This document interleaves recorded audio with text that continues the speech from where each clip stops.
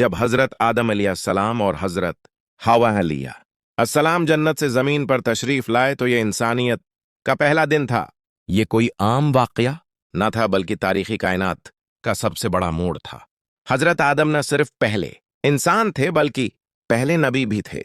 उनके साथ वही की रहनुमाई, अल्लाह का कलाम और जिम्मेदारी का शऊर था। जमीन पर आकर हजरत आदम और हजरत हवा ने इंसानी जिंदगी की बुनियाद रखी।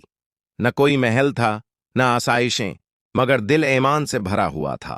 वो दोनों अल्लाह की इबादत करते, इससे मदद मांगते और उसी के अहकामात पर अमल करते थे। यही वो घर था जिससे इंसानी खानदान का आगाज हुआ। अल्लाह ताली ने हजरत आदम और हजरत हवा को औलाद अता फरमाई। यूं जमीन पर पहली मर्तबा माँ, बाप और बच्चों का रिश्ता वजूद में आया। यही वो लम्हा था जब इंसानियत का पहला खानदान कायम हुआ। ये बच्चे न सिर्फ जिस्मानी तौर पर मुख्तलिफ थे बल्कि उनकी फितरतें, मिजाज और सोच भी एक दूसरे से मुख्तलिफ थीं। किसी में नरमी थी, किसी में सख्ती, किसी में सब्र था, किसी में जल्दबाजी। यही तनव्वुआ बाद में पूरी इंसानियत में फैल गया। अल्लाह ने आगाज ही में ये दिखा दिया कि इंसान एक जैसे नहीं होंगे बल्कि हर एक का इम्तिहान मुख्तलिफ होगा। जब औलाद जवान होने लगी तो अल्लाह ताली ने एक वादिह हुक्म नाजिल फरमाया। इस दौर में निकाह का निज़ाम आज जैसा नहीं था, इसलिए अल्लाह ने एक खास कानून मुकर्रर फरमाया। यह हुक्म सिर्फ वक्ती नहीं था बल्कि इंसानियत के लिए एक अजीम सबक था कि ख्वाहिश से पहले हुक्म उलही को मुक़द्दम रखा जाए। हजरत आदम ने यह हुक्म अपनी औलाद तक पहुंचाया और वाज़ेह किया कि अल्लाह के कानून में ही खैर है।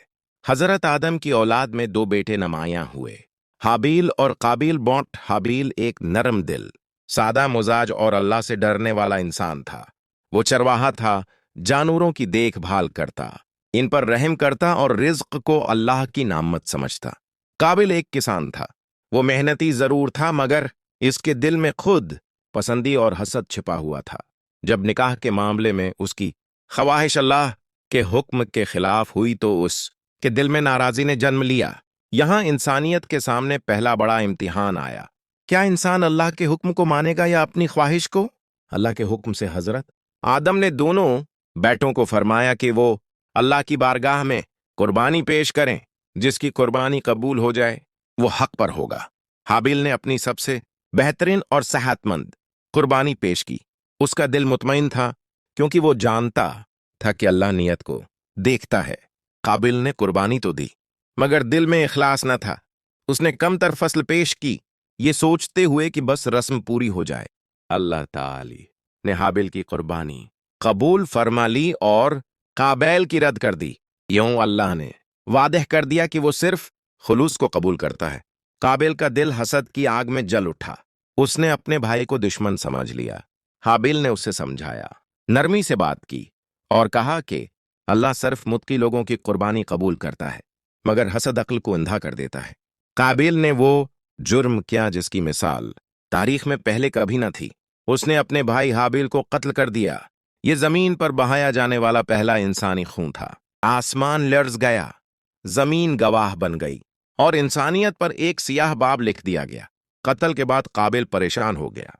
उसे मालूम न था कि लाश के साथ क्या किया जाए। अल्लाह ताली ने एक कुआं भेजा जो जमीन खोदकर दूसरे मुर्दा कुएं को दफन करता है। ये देखकर काबिल पर हकीकत खुली। वो रो पड़ा और कहने लगा, काश मैं उस कुएं जैसा भी हो जाता।